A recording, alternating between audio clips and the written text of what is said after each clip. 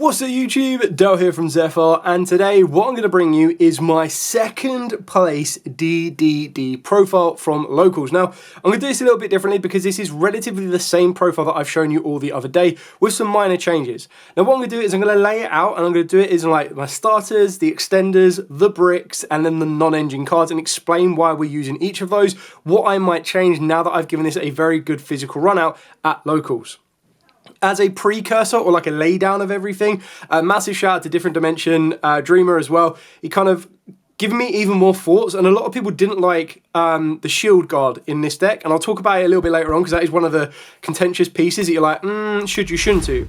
So my matchups today were Pure K9, and I lost that one. I lost round one because they literally, they opened up, they were able to kind of interact with all my pieces, and then in game 2 I also lost that one because they were playing the cards, like the hand traps that I weren't prepared for, which I probably should have been. So I ended up losing to like DD Crow and then Ghost Ogres, which were both kind of cards that I knew would be very, very damaging for the strategy, like against me, but I wasn't expecting people to play them. So completely caught me off guard and deservedly won.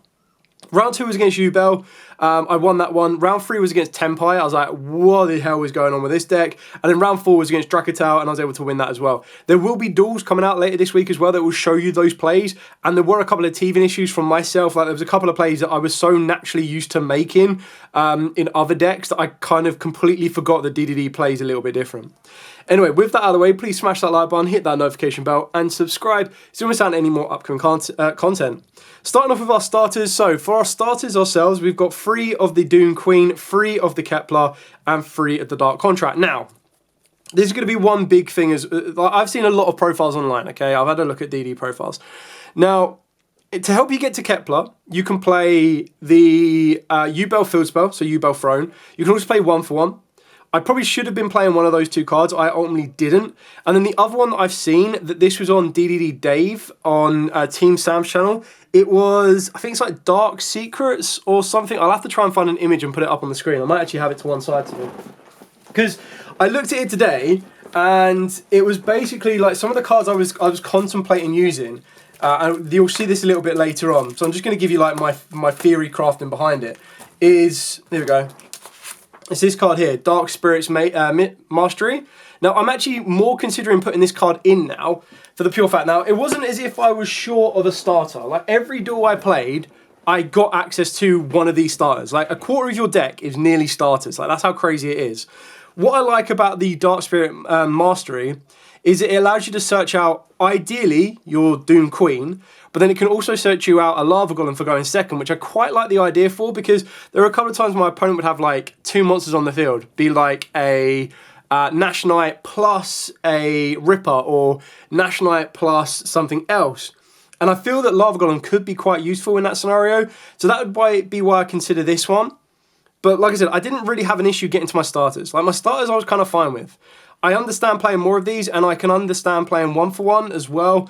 That one I'm slightly more tempted by, but what I was trying to do right at the last minute is I was tempted to put Super Poly in the deck, because there was 2 cards in the extra deck that I was like, I don't really think I'm going to be summoning these. These are going to be quite flexible. And I like the idea of Super Poly right now, because coming from Dracatals, I was like, Super Poly is just such a great breaker. Ultimately, I ended up with Forbidden Droplet instead, but I could very easily see myself, because I was like, the Dark Mastery, you discard a card. 1-for-1, you have to have another monster in the hand and you discard it.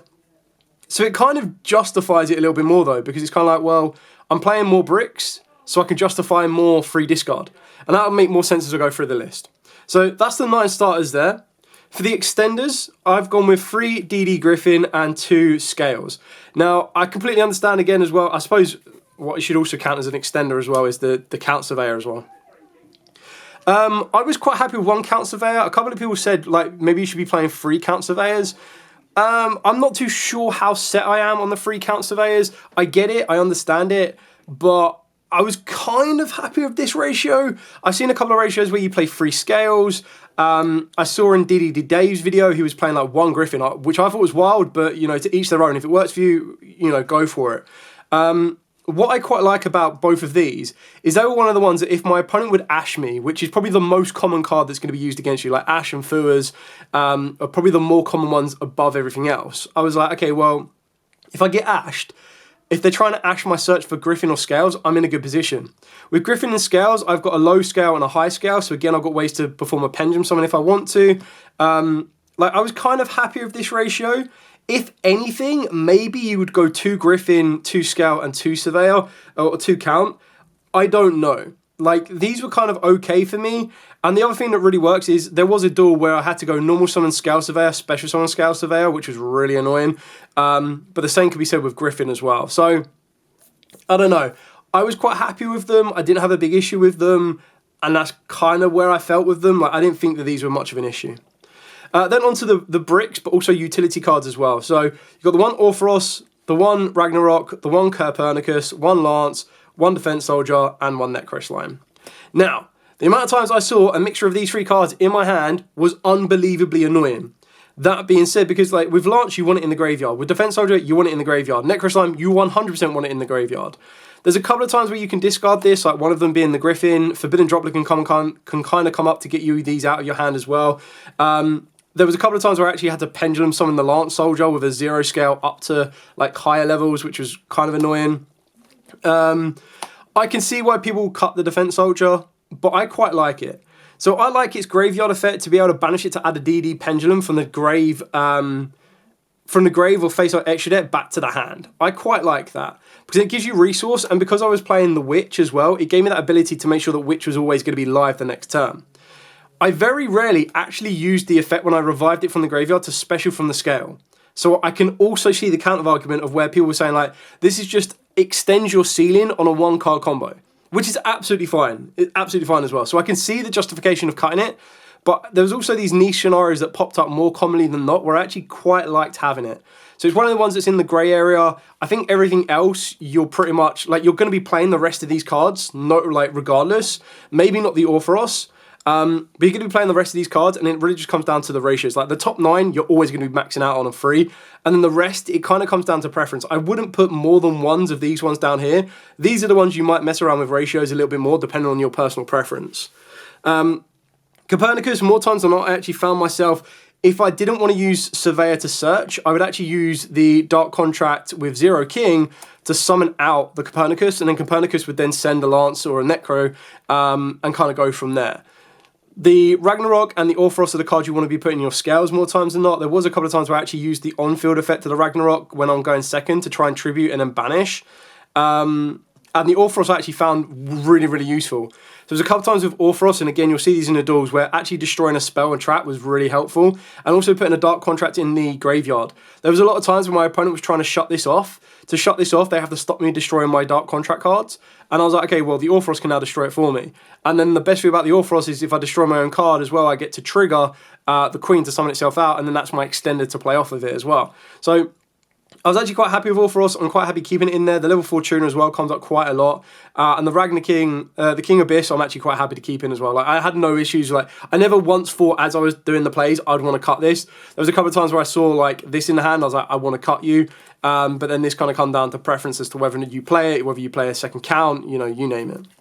So that's it for like the DD monsters. I'll just quickly, as I tidy these up a little bit as well, talk you about the last 2 DD cards. I suppose I probably should have put this under Extender, but you've got the one Dark Contract with the Zero King, pretty straightforward on that one, and the one Witch. Now, with the trap cards, you pretty much come down to preference of which ones you want to choose. Now, in the side deck, I do have the Dark Contract with the Eternal Darkness. I'm not completely sold on this card, but I understand why people are considering it, and I'll talk about this when I get to the side deck a little bit later on.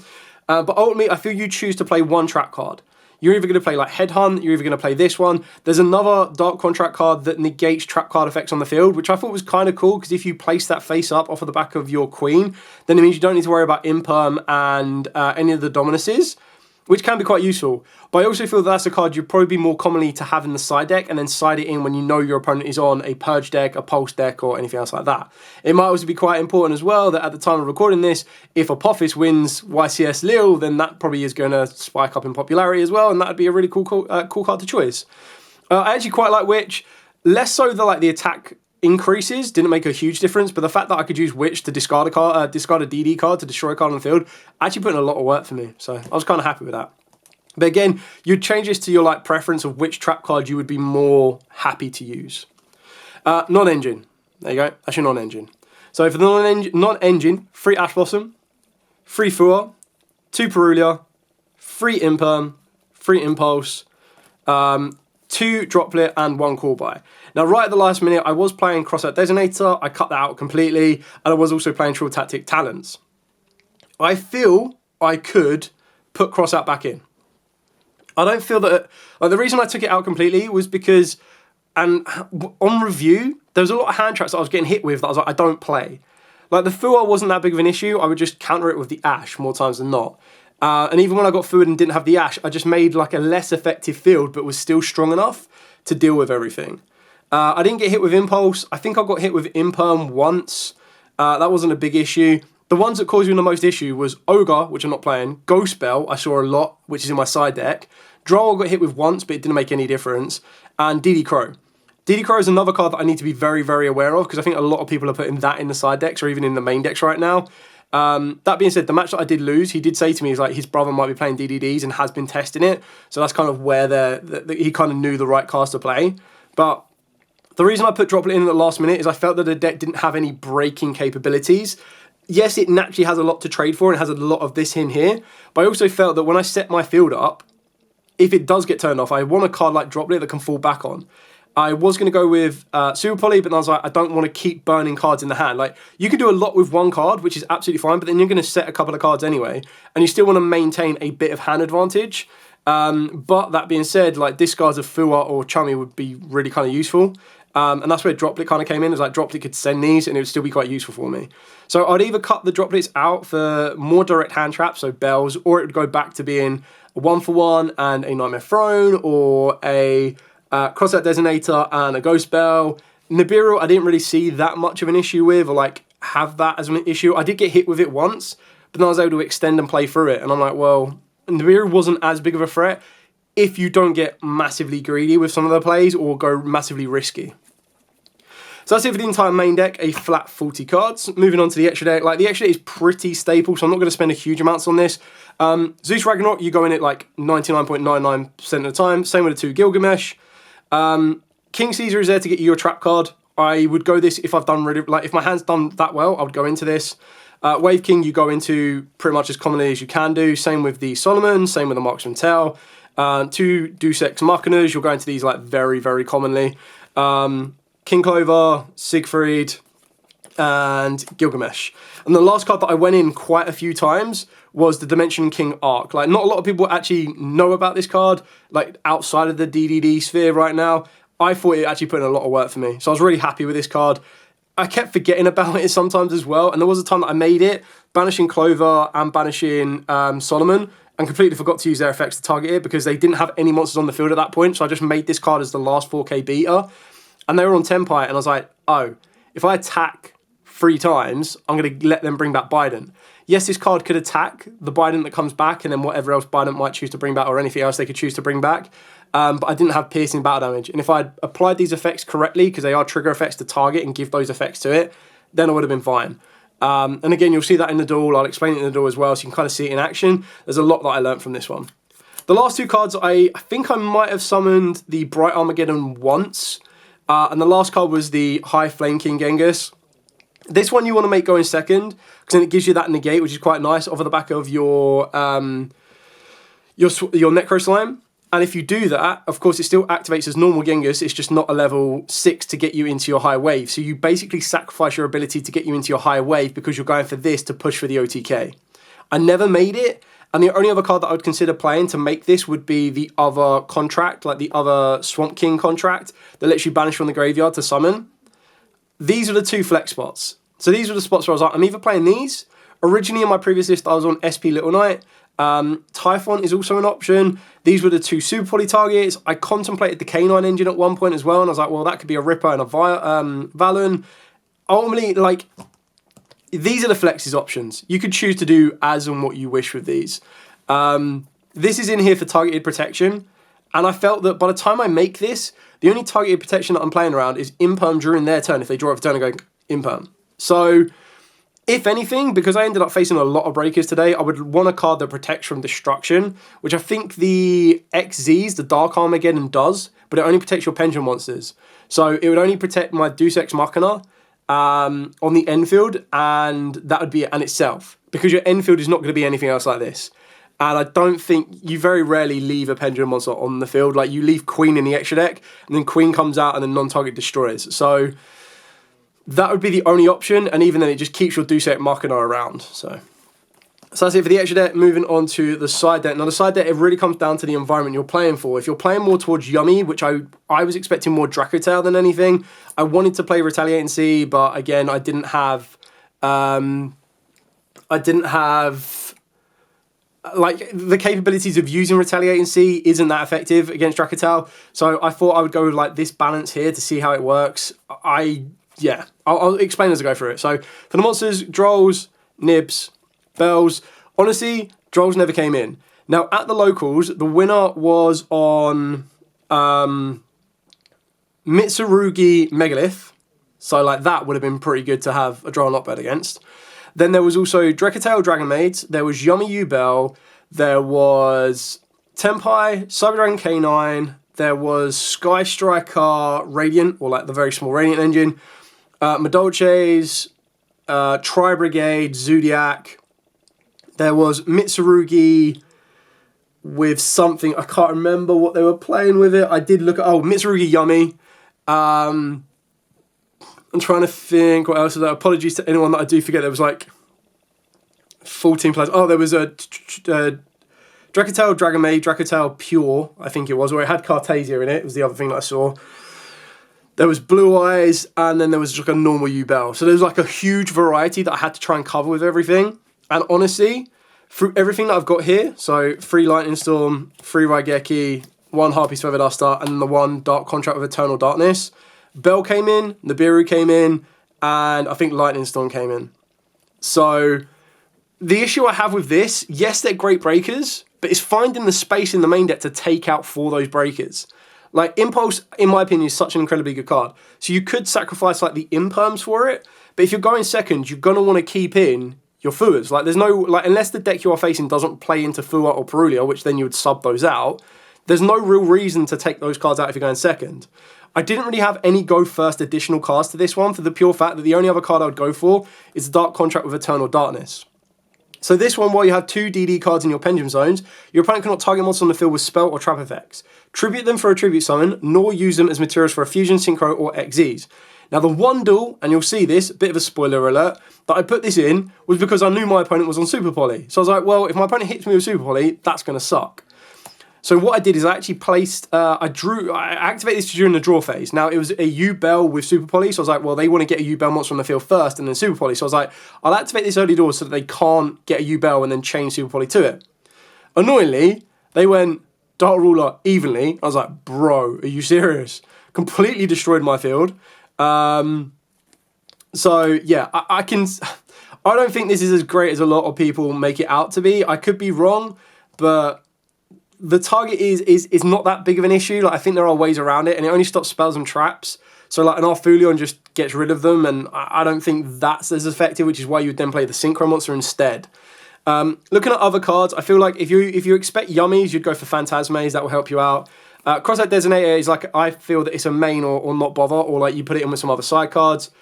Evenly and Super Poly, I was highly tempted by. Like, I like the idea of Evenly, because I would much rather, I think with this lineup here, I might be a little bit better going, because the end field of a DDD deck is just so incredibly good, you might be better off just going, play 3 Dark Ruler, 3 Evenly, or like 2 Dark Ruler, 2 Frost, 2 Evenly, and then 2 other normal trap cards or spell cards. Because you'd just be able to go, cool, Dark Ruler, Evenly, clear everything off. But I haven't tested that enough to justify its full involvement yet, or like its full effective applications. I do like the idea of this. And then also being able to get you direct access to Lava Golem, I think could be really good. So if you're facing Lunar Lights with this deck, this would be a great way to help you deal with that. And I would probably main deck 3 of this. That's when you'd consider like dropping the Defense Soldier. That's when you'd consider like playing other, like you would adapt your main deck following it and kind of go from there. But this was like the first locals test with the deck physically. It did really well, and I think a lot of it I wouldn't even say a lot of it came down to people not knowing what the deck does. Like, the deck is just generally very, very versatile right now. Very, very resilient. I feel that I might have got lucky with the amount of times I saw starters, So I can definitely see the way of increasing my starter count, because only having 9 does seem very low. In the past build, I had 10, and I feel that you could very easily make this 11. The issue is once you've got your starters, you don't need anything else from that point on. I feel that if I'm definitely playing Mastery, I'd definitely consider 1-for-1, because then it means that your normal summon can be Lava Golem and you still have that option to keep going. But for you to not use your normal summon, you have to open up like Queen, Contract, and an Extender, because you'd have to go Contract, get you an Extender, or get you Queen, and then you have to get Queen to get you your one to special from the deck. The one you special from deck needs to be Copernicus. Copernicus would then send, and then you need to bring back the Lance, and then you still need another monster on the field. So I feel that if you're going to go into the Lava Golem, like push into that way, then maybe you're going to lean into the Count Surveyor a bit more as well, wherever the Count Surveyor is. The Count Surveyor, and then arguably on So as well, is I believe Count Surveyor is an 8. So Count Surveyor is also another card you can add with this. So you'd increase your consistency to get to an Extender, but then this is discard a DD card and this is discard a card, so you're discarding 2 cards already, which is, it can be quite costly. But I just need to do a little bit more testing on this one, try out a different couple of options, see what I feel. Like there are 2 cards in my opinion in the extra deck that are semi-wasted, maybe like definitely one that I feel could be adapted a little bit more on. But I thought this would be a good video to give you a breakdown of this is how the locals went, this is how the deck kind of performed, and give you a couple of ideas behind what might change, what might not change, what might be worth it. So yeah, if you took DDDs to your locals, let me know in the comments down below how it went, what you'd want to change, what issues you kind of faced. Like, was there a lot of times where you're like, well, the end field's amazing, but I never got to it, so Defense Soldier is not really worth it? Or did you find that you had too many starters and you didn't need even more? Or did you find that you didn't have enough starters and you are now continuing to add in more extenders to help you get there? Anyway, thanks so much for watching. Hope you found this informative. Don't forget to like, comment, subscribe, share. Till next time, as absolutely always, stay safe and, of course, happy dueling.